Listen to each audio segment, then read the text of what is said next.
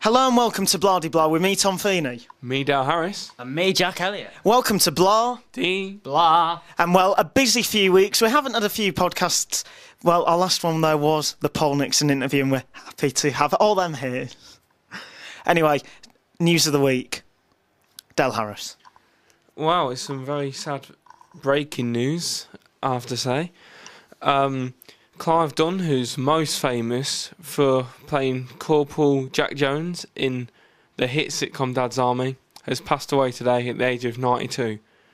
It's obviously only just coming through, so it's not sure what if it's natural causes or whatnot. Dale, you're a big fan of the show. Only 2 members of the original cast were alive up to today. Who was the other member?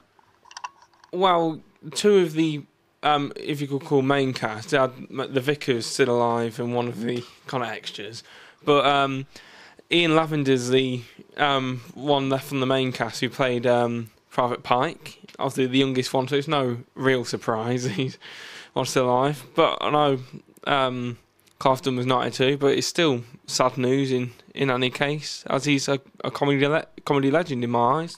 Jack, were you a fan of Dad's Army? Well, I only have watched my first episode of Dad's Army last week. But it's just one of those shows that just resonates, the impact that it had on British comedy. Like, you don't have to have necessarily liked Elvis to appreciate what the man did for popular music. Yeah, I can see your point there. Tom, were you a Dad's Army fan? Yeah, I watched it I wasn't as big a fan as you were, Dale, I've got to be honest.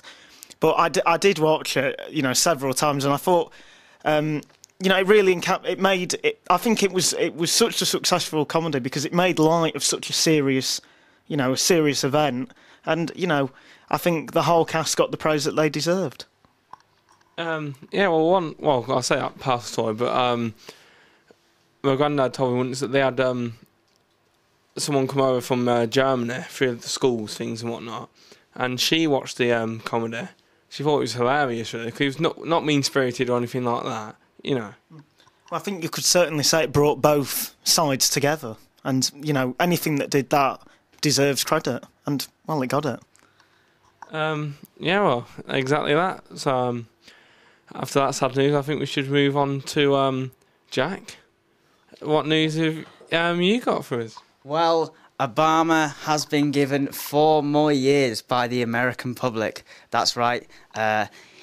Florida is the only state where results haven't come through because they are simply too close. So far, he has 302 of the electoral college seats to his name.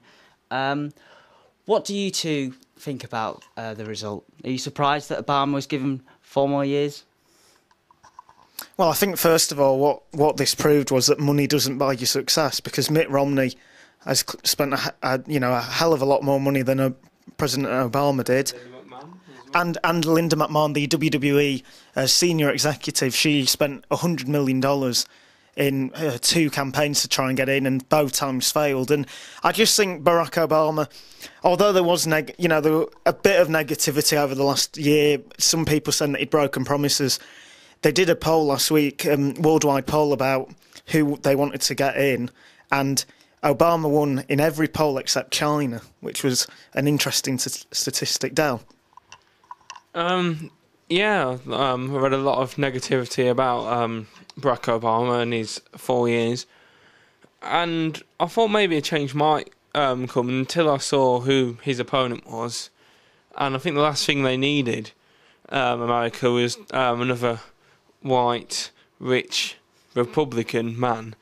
So, especially after the mess that George W. Bush left him in, which Obama's been trying to recover. But I think he has done some good things like Obamacare, and correct me if I'm wrong, he just legalised gay marriages? Or yeah, that's right. So, I wasn't really too surprised, and I'm glad he stayed on, to be honest. So he also pushed forward he ended the don't ask, don't tell rule with gays in the military. He's last year he pushed forward. If you were an illegal immigrant, you would be given a free pass to citizenship. So despite not, he hasn't closed down Guantanamo. He hasn't lived up to all his promises, but he has brought forward some real big changes in America. Well, Tom, the final news story of the week. Well, a happy anniversary for Celtic at 125 years today. Well, no, actually yesterday, since the club was officially formed, and you know, a fantastic celebration will be happening tonight. It's a sellout at Celtic Park. It's Celtic versus Barcelona, and you know, I just think it's over the time what Celtic have done is just incredible in the 125 years.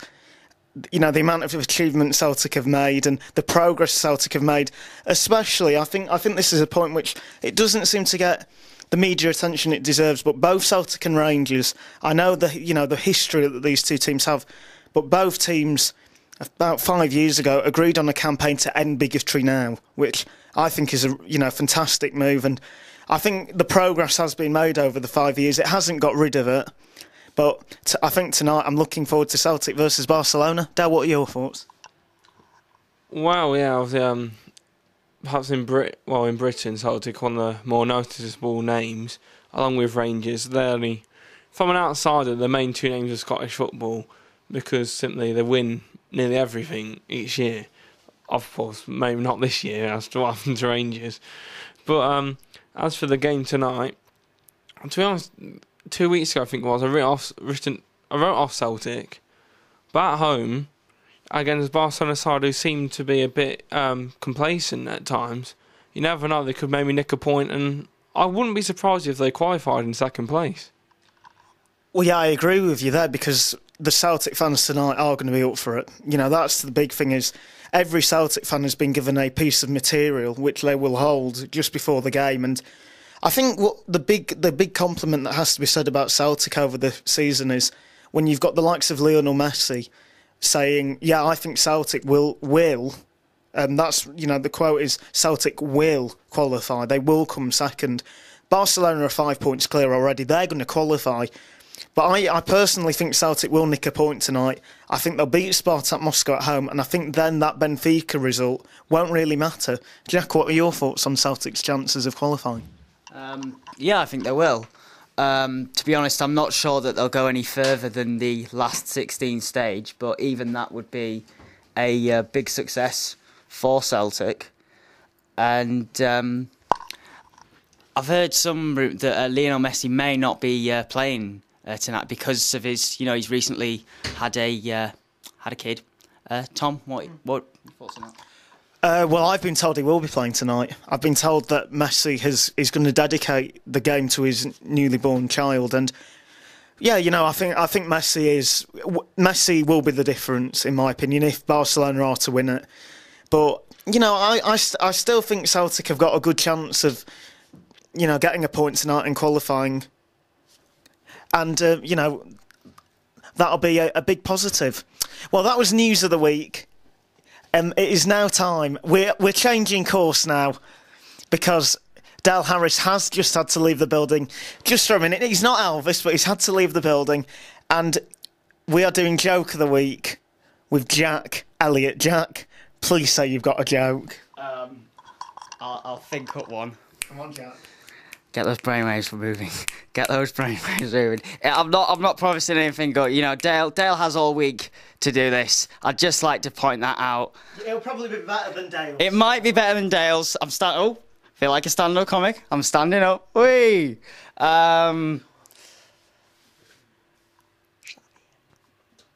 Okay. Why did the lamppost cross the road? It didn't. Told you I'd be awful. Yeah.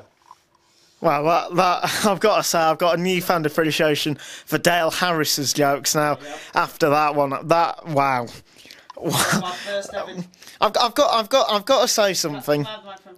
Right, Jack wants a microphone and he's going to get the microphone. Can I say, seeing as that was my first joke of the week, I thought I'd tell my first ever joke that I made up when I was 7 years old. So that's why you were punished by that one. Right, well, we're having a double dose of Jack Elliott today because he is back, and it is accent.